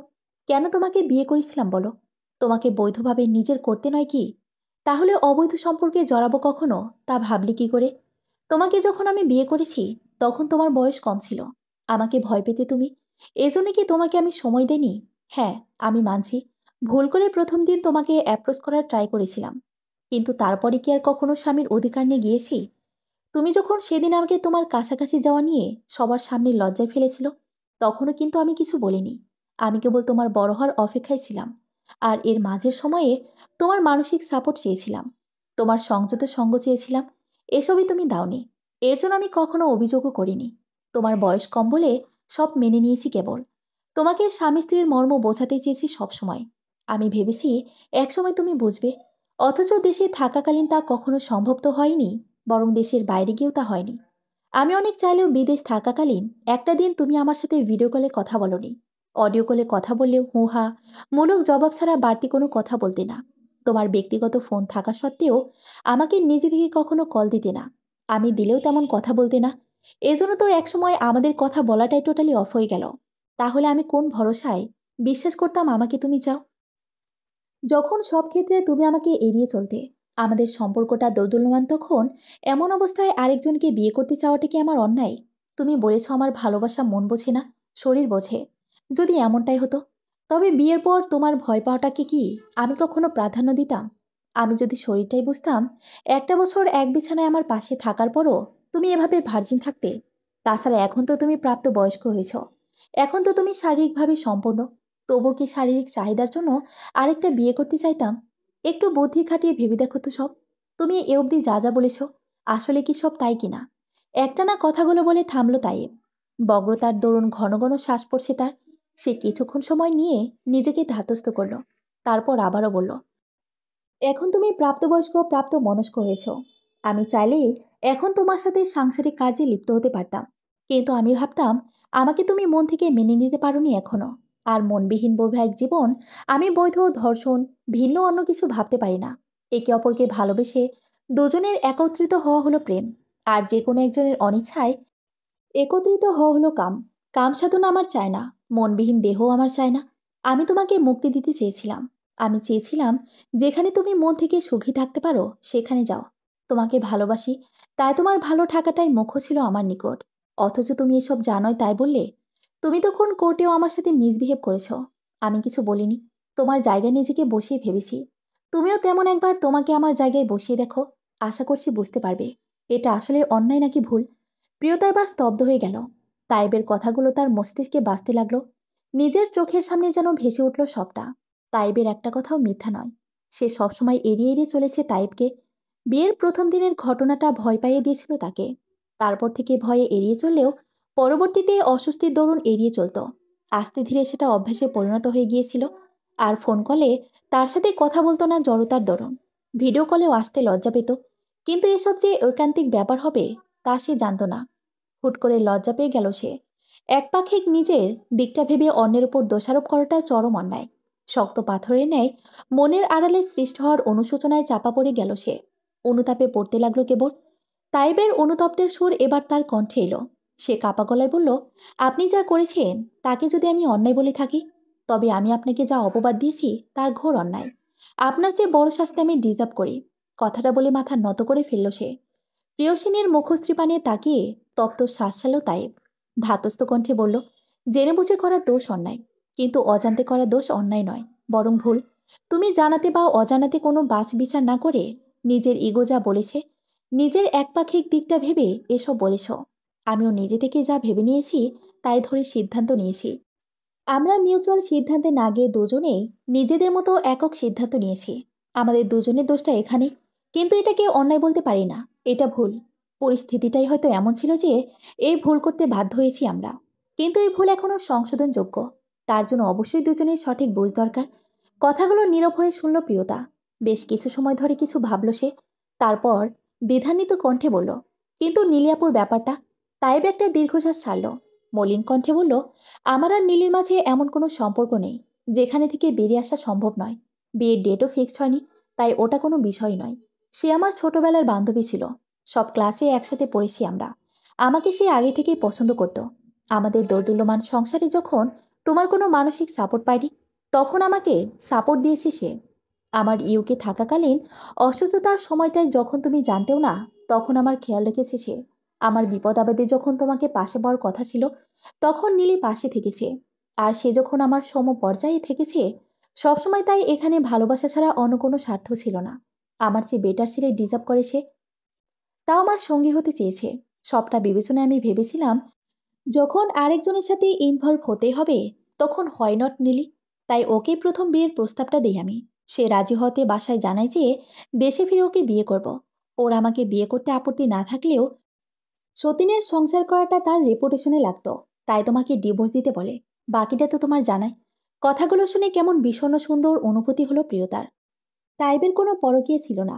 সে কেবল ভালোবাসার অভাবে পুড়ে আরেকটা বৈধ জীবনে পদার্পণ করতে চেয়েছিল মাত্র। তার পুরুষ এখনো শুদ্ধ, সচ্চরিত্র সে। অথচ সে কিনা কি ভেবে মনে কষ্ট পুষল। ব্যাপারটা ভাবতেই দু চোখ ভিজে গেল তার। তাইবের দিকে দৃষ্টি দিল প্রিয়তা। লোকটা পবিত্রভাবেই তার জীবনে এভাবে ফিরে এসেছে, ব্যাপারটা আনন্দঘন মুহূর্ত হলেও ভুলগুলো কেমন পীড়া দিল। তাই খুশি হয়েও খুশি হতে পারল না সে। আবার মনে ঘৃণার ঠাঁই দিতে পারল না আবার। সে শেষবারের মতন ইতস্ত কণ্ঠে বলল, কিন্তু নীলিয়াপু তো আপনার আর তার বিয়ের অপেক্ষায়। আপনি আমার জীবনে ফিরে তার নিকট ভিলেন হয়ে যাবেন না? কথাটা শুনে ভ্রুকুচকে তাকালো তাইব। তারপর নিস্পৃহ কণ্ঠে বলল, নিজের প্রিয়সিনীর জীবনে যদি ভিলেন হয়ে বাঁচি, প্রিয়সিনীর জীবন গল্পের ভিলেনের নিকট হিরো হয়ে কি লাভ? কথাটা বলে লম্বা শ্বাস নিল সে। প্রত্যুত্তরে স্মিথ হাসল প্রিয়তা। তারপর উল্টো দিকে ঘুরে দাঁড়ালো। কিছুক্ষণ দুজনের মাঝে নীরবতা চলল। নিজেরা কিছুটা সময় দিল নিজেদের। সেই সময়ের স্রোতের টানে অনুশোচনার পানিতে নিজেদের মনে সৃষ্ট পর্ব অনুভূতিগুলো ধুয়ে এখন একই অনুভূতির সৃষ্টি হলো। নিভৃতে সেই অনুভূতিকে উপভোগ করলো তারা। রাত্রি গাঢ় হলো। রাতের হাওয়া বৃদ্ধি পেল। সেই হাওয়ায় চুলগুলো উঠতে লাগলো প্রিয়তার, যেগুলোর কিছু অবাধ্য অংশ তাইবের শরীর ছুঁয়ে দিল। খানিকক্ষণ আবছা আধারের মাঝে তাকে দেখে গেল তাইব। অতপর রাজভারী কণ্ঠে বলল, কি করবে এখন? প্রিয়তা ইতস্ত করে বলল, ভালোবাসায় সৃষ্ট ক্ষতে মলম লেগেছে, ক্ষত না ছাড়িয়ে উপায় আছে? কথাটা শুনে স্মিথ হাসল তাইব। বুকের বা পাশে শীতল এক শিহরণ বইল। সেই শিহরণ ছুঁয়ে দিল প্রিয়তাকেও। বুক ভরে শ্বাস নিল সে। তারপর তাইবের কাছে ঘেঁষে দাঁড়িয়ে গেল। তাইব তার আগমনের অর্থ বুঝল। স্মিথ হাসল সে। তারপর তার দুই হাত দিয়ে প্রিয়তার দুই বাহু আঁকড়ে ধরে নিজের দিকে ঘুরিয়ে বলল, ভালোবাসা, ভালোবাসে শুধুই তাকে। ভালোবেসে ভালোবাসা বেঁধে যে রাখে। কথাটা শুনে লজ্জানো হাসি দিল প্রিয়তা। তারপর আস্তে ধীরে তাইবের গায়ের সাথে লেপটে গেল। তাইবও জড়িয়ে নিল তাকে। প্রিয়তার নিচু কণ্ঠে বলল, হৃদয় মাঝে বেঁধে রাখবো আপনাকে, খুব খেয়ালে নিভিতে যতনে। কথাটা বলে লজ্জা পেল নিজেই। মুখ গুজে ফেলল মেঘরাজের বুকের মাঝে। তার লজ্জায় স্মিথ হাসি রেখা ফুটল তাইবের অধরে। সে আরও খানিকটা নিজের সাথে মিশিয়ে নিল প্রিয়সিনীকে। তারপর তার কপালে অধর শুয়ে বলল, ভালোবাসি প্রিয়। মাত্র দুশব্দের বাক্যটিতে কেঁপে উঠল প্রিয়তা।